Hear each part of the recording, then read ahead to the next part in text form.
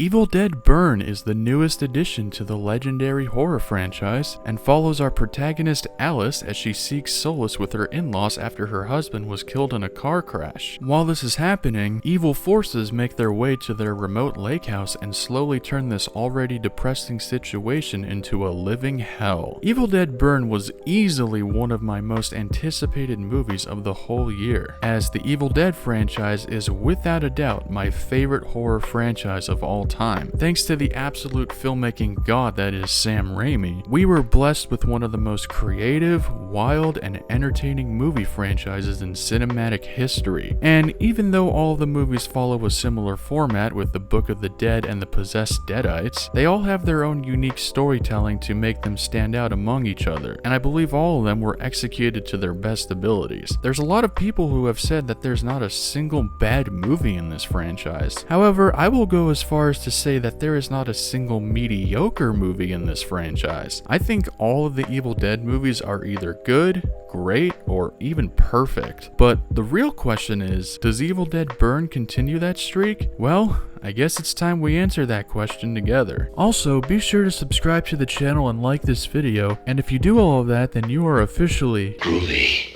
So, just gonna cut to the chase right away. Yes, this movie does in fact continue the streak of being awesome, because holy shit, this movie f***ing ruled. This is a brutal, intense, and thrilling horror movie, and I had a great time watching this. If I were to compare this to one of the previous installments, I'd say it's mostly on par with the 2013 Evil Dead, as it follows a very similar narrative format and throws in the same levels of visceral gore as well, though nowhere near the amount of fake blood as that movie, but we'll get more into that later. But as with all the other Evil Dead movies, this one adds plenty of new and fresh ideas to make it stand out on its own, and I think a lot of that comes from the direction. With the original Evil Dead movies, they really established the wacky in-person camera shots and fast-paced editing that we've come to know and love in Sam Raimi's movies, whereas say with the 2013 Evil Dead, Fede Alvarez used a more slow-paced direction and relies a lot on claustrophobia and tension. In this movie, it almost feels like it's paying homage to one of those French extremity films from the early 2000s like Irreversible or High Tension, with its very poignant cinematography and visually stylized direction. No surprise, honestly, given that this was made by a French filmmaker named Sébastien Vanissek. I'm sorry if I butchered his name. He also made the movie Infested, which I haven't seen yet, but I heard was pretty good. And overall, I think he did a pretty good job directing this movie. Though to be honest,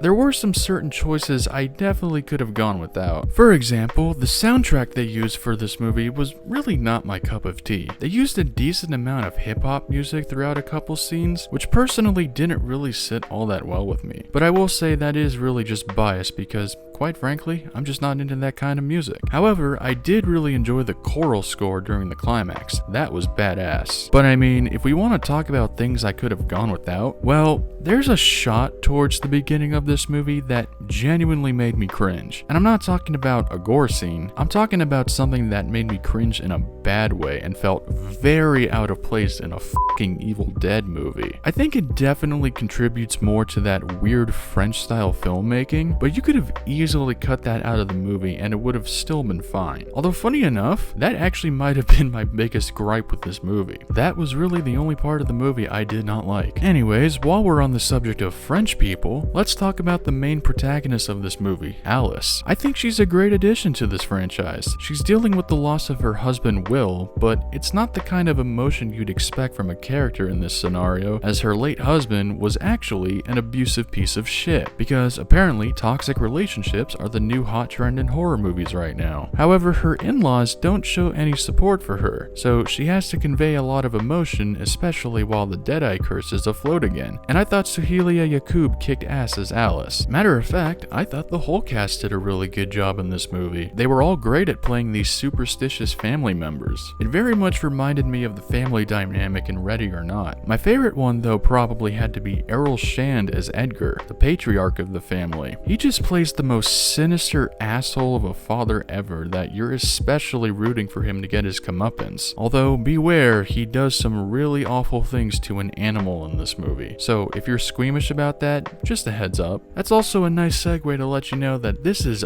by far the darkest movie in the Evil Dead franchise. Tone-wise, it's very similar to the last two movies, but it also deals with a lot of heavy subject material, such as the aforementioned abusive relationship stuff, family drama, and there's even a scene that isn't exactly suicide, but it clearly reflects on the consequences of that. But to make up for all that depressing shit, there's thankfully some humor to balance it out, and all of the humor comes from the grandmother character. She suffers from dementia, so of course they decided to use that as the butt of her jokes. But thankfully they were all pretty solid. I actually did see some people online make complaints that this movie was lacking humor and should have been more slapsticky like Evil Dead 2 or Army of Darkness. If you really want to hear it from my perspective, I don't think these new movies really need to be anything like that at all. The Three Stooges slapstick humor is clearly Raimi's thing, and I think it should stay that way. And I mean, for God's sakes, this is a horror franchise in the first place. It's not the end of the world if not every installment isn't built like an episode of Mr. Bean. And also, let's not forget, we did get a TV show called Ash vs. Evil Dead, which was a follow-up to the classic Evil Dead movies. However, according to Bruce Campbell, everyone pirated it. But don't worry, none of you are guilty. It was only the most illegally downloaded TV show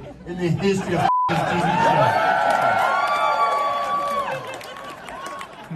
Why did it get canceled? Because you ripped it.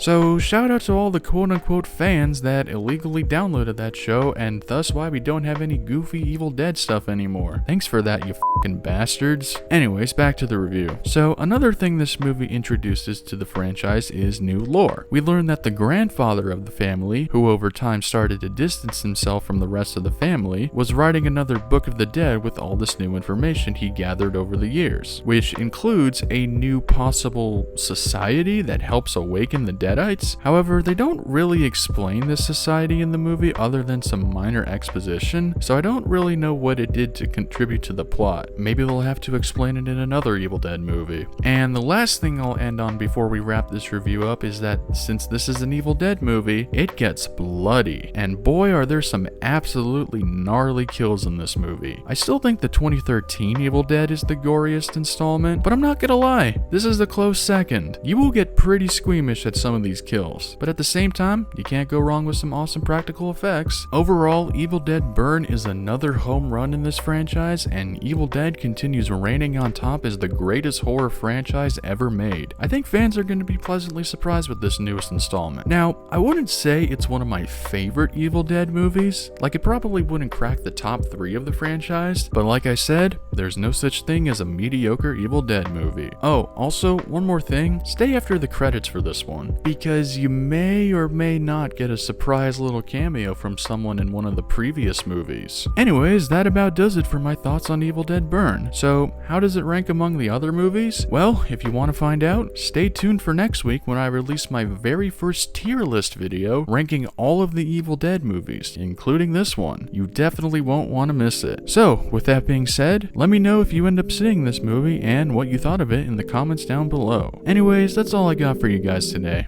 See ya.